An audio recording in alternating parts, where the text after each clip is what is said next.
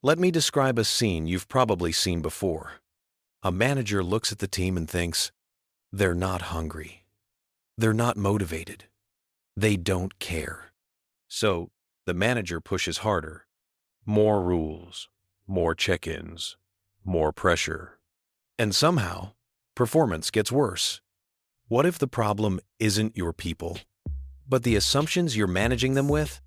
That's the core message of The Human Side of Enterprise by Douglas McGregor.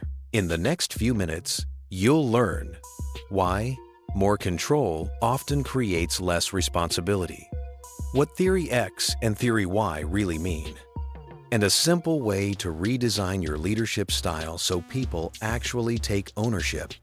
Imagine you hire smart adults, but then you manage them like they're unreliable children. You track every move. You decide everything. You assume they'll avoid work unless forced. At first, it looks like it's working because people comply. But over time, something changes. They stop thinking. They stop caring. They do the minimum. They wait to be told. And the manager says, "See, I was right. They're lazy." McGregor would say, "No, you built an invisible cage and then blamed people for not running." Example: a team lead measures calls per hour and starts monitoring every second. Scripts must be followed word for word. Bathroom breaks are tracked, and any deviation triggers a warning. What happens? Agents stop trying to solve real problems. They optimize for the metric. They rush calls, transfer responsibility, and avoid anything complex because complex calls lower their numbers. The manager sees poor customer satisfaction and adds more control. Now the team is busy, but outcomes are worse. McGregor's big insight is simple. Every management system is built on assumptions about human nature. And those assumptions become self-fulfilling. If you assume people hate work, you'll design strict controls. Those controls kill autonomy. And without autonomy, people act disengaged. Not because they're lazy, but because the system trains them to be. McGregor calls the first assumption set Theory X.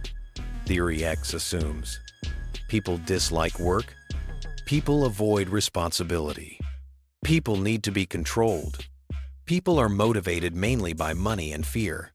So managers default to micromanagement, approvals for everything, punishment and reward loops, policies that signal low truster. Theory X often produces compliance, not commitment. Example: a manager requires daily status reports in extreme detail, reviews every small decision, and changes priorities mid-week. Engineers learn the safest strategy isn't creativity, it's protection. Don't propose bold ideas. Don't take ownership of risky problems. Don't move without approval. So they become task executors.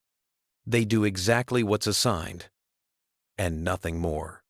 Then leadership says, "Why doesn't anyone take initiative around here? Why pressure backfires?" Here's the trap. When people feel controlled, they protect themselves. They hide problems. They avoid taking risks. They do only what's asked. They optimize for not getting blamed. So the manager sees poor ownership and adds even more control. This is the control trap. The more you tighten the grip, the more ownership slips away. Example: a store manager punishes mistakes harshly. A cashier accidentally charges the wrong amount, once gets embarrassed publicly. After that, everyone does the safe behavior. They stop suggesting improvements. They avoid handling difficult customer situations. They call the manager for every small exception. The manager gets overwhelmed, complains the team is incompetent, and adds more rules. But the real issue is, initiative became unsafe. McGregor's second assumption set is Theory Y. Theory Y assumes work can be as natural as rest. Under the right conditions, people can be self-directed. People seek responsibility when they feel ownerships. Creativity and problem-solving are widely distributed, not rare. Theory Y doesn't say everyone is perfect. It says the system should be designed to activate responsibility, not crush it. Quick contrast example. Two teams with the same skill level. One is managed with tight surveillance. The other is managed with clear goals, autonomy, and feedback. The second team doesn't magically become better humans. They simply operate in a system that allows adults to behave like adults. On-screen text, designed for ownership. What truly motivates adults? McGregor points to something deeper than money. Intrinsic motivation. People care when they have. Meaning, this matters. Autonomy. I have control over how one. Competence. I'm getting better. Trust. I won't be punished for learning. If you remove these, you don't get more discipline.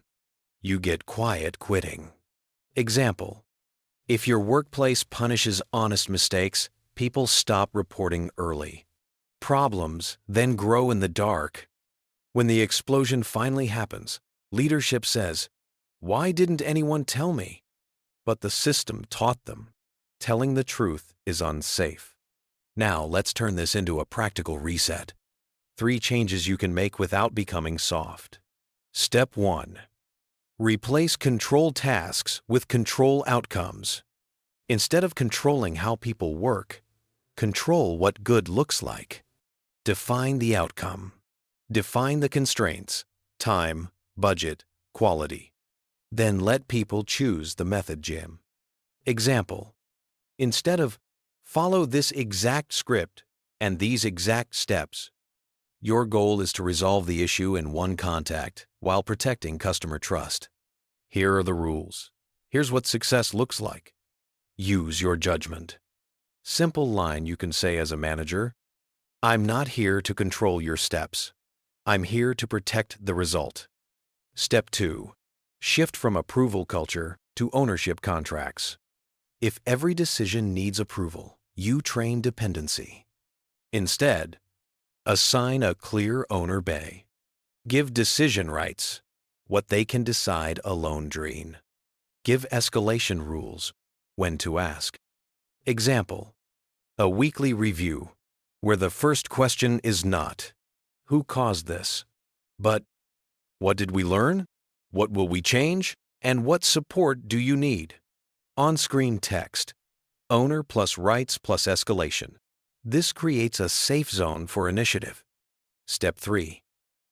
Build feedback systems that don't punish truth. In Theory X environments, people hide bad news. So leaders get surprised and then punish harder. In Theory Y environments, leaders reward early truth. One rule. Bring problems early, and you get support, not blame. That one rule can change everything. So here's McGregor in one sentence. Your team's behavior is often a mirror of your management assumptions.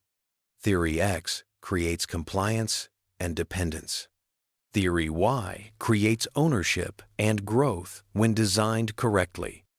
If you want, in the next video we can go deeper into how to design jobs that naturally increase motivation, why incentives sometimes reduce performance, and how to lead high standards without micromanaging. But for now, remember this. If you treat people like they can't be trusted, they'll act like they can't be trusted. Thanks for watching, and I'll see you next time.